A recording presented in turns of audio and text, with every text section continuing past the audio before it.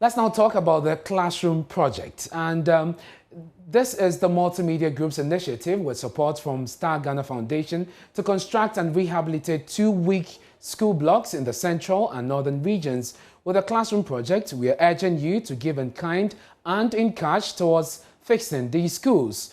It's been 4 years since 6 girls in kindergarten, including a 3-year-old, were killed in the central region village of Jamra. Since then, the government has managed to fix a part of that school building.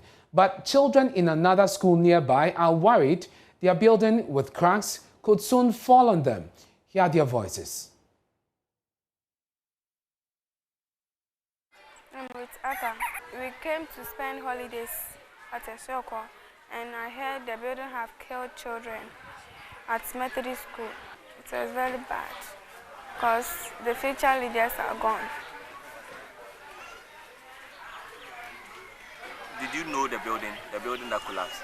Did you see it before it collapsed? Yes. Did you ever go to the Methodist School? Yes. You went there and you saw that building. So when you compare that building and the one that you are studying in, what's the similarities or difference? This is better than the one that collapsed. We are lucky that it hasn't collapsed. We thank God for that. And that building was disgusting, but this is disgusting. And how does that make you feel? I feel very bad because if the building collapsed, I did not know how it would kill us, but I pray to God nothing will happen like that. My name is Esther Ekuma. I'm 15 years. I wanted to school here because of the building. And when I was at Accra, I heard that Methodist School,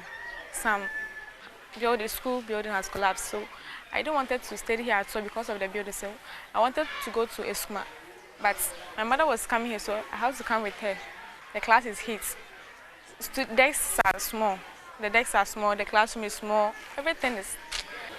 The issue that happened in West Methodist School, and you look at this building and see that it looks like the same thing. I always look west than even theirs. I always look west cry. So you have to help us. When you say yours looks west, what do you mean? I mean, it's like I always have crackers, potholes inside, many things. That's the wooden are like weak, something weak. So ours are worse than theirs. Ours are old than theirs and something like that. So how does that make you feel? We all, not only I, we all feel afraid. We all feel afraid inside when learning. So that right there is the rationale behind the classroom project. You don't want to wait to be told the bad news when you can prevent it from happening now. Hashtag Give for Change on the classroom project, and you can see on your screens. For all your support and assistance, you can use the Momo transaction, and that should go to 059 3038 and of course that is Joy FM, or the Access Bank account number 009010105491, Castle Road branch, and the branch code is 009, and of course the SWIFT code is on your screen, ABNGGHAC. So let's together help make a difference in the lives of the members of the Breman Jamra and Tolong communities. And you may also reach us at our front desks for further enquiries. Let's go on to Zoom now. We're joined by the head of Knowledge Management and Communication at the West African Civil Society Impact, Jim Chick, for more on this conversation. Thank you very much for your time here on JoyNews Prime. Now, how does the classroom project emphasize the importance of voluntary giving and community development?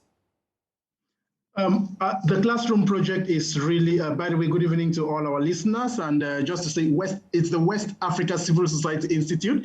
The classroom project is a very timely initiative and a very laudable one. And thanks to JoyNews for taking up such a great initiative. And This is quite important because, in a society like Ghana, there is evidence that we, the Ghanaian people, we love to give. We love to support initiatives that can help alleviate others from poverty, that can help to enhance the living condition, and why not provide access to healthcare, to education, as well as access to education to our comrades, our compatriots. And so the Classroom project is really a very timely project, one that really comes to respond to a critical need. You've selected two communities at this time, but if you look across the 16 regions of the country, I can assure you that there are many more communities with these challenges. And so it's important that we start from somewhere. And so this Classroom project, which is, I would call it Classroom Project 2021, is really something very laudable, and it's something that all of us should join our hands to ensure that we don't only give classrooms to these two communities, but we should work continuously to ensure that such an initiative is replicated across the national territory, because this is something that, of course, we will be proud of in some years to come. You could hear the little girl say that a future leader died when the classroom collapsed, and I felt very touched, because who knows, that could be that might have been the future Minister of Education who has passed on. So and Jim, I was just coming to that point, because you said this is a very crucial initiative to meet a critical need, and very timely at that. You are in the civil society space. Help us understand the impact of such projects. We are building the classrooms, but I guess there's more to just building the physical structure. Indeed, there is more to just building the physical structure. One, building the physical structure actually helps to provide access, access to, I would call it quality education, because infrastructure contributes to, the elements that will help us provide quality education, to our kids. And, from some statistics that I gathered from Statista, as of 2019, about 35,000 primary school-age children were not enrolled in schools. There are several factors. Some of them could be that these pupils or these children are afraid to go to classrooms that put them at risk. Others is that these classrooms do not exist. So you see, the magnitude of the problem is quite grave, and it's really, really very important that as civil society, as actors within the development space, so that's beyond civil society, so citizens in Ghana, we really come in to put in our little drops of water that can help us, to address the development challenges that plague our country.